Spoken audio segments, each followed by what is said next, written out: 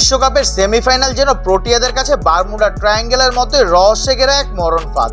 দুই ফরম্যাট মিলিয়ে 7 বার বিশ্বকাপের সেমি থেকে বিদায় নিতে হয়েছে তাদের।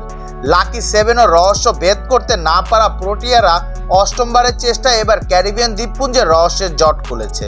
চলতি টি-20 বিশ্বকাপে প্রথম সেমিফাইনালে বাংলাদেশ সময় বৃহস্পতিবার সকালে আফগানিস্তানকে 9 উইকেটে হারিয়ে ফাইনালে জায়গা করে নিয়েছে এইডেন মার্করামের দল। প্রথমবার সেমিফাইনালে খেলা আফগানিস্তানকে 56 রানে গুটিয়ে দিয়েছে দক্ষিণ আফ্রিকা, যেখানে 6 রানে 3 উইকেট শিকার করেছে তাবরিজ শামসি। ম্যাচ শেষে তিনি বলেন, এখন তাদের চোখ কেবল ট্রফিতেই। শামসি আরও বলেন, ফাইনালে ওঠা বিশাল অর্জন, কিন্তু আমরা যখন বিশ্বকাপের জন্য আসি, আমরা কেবল ফাইনালে উঠতে আসিনি, আমরা এখানে এসেছি অন্য সব দলের মতো ফাইনাল জিততে।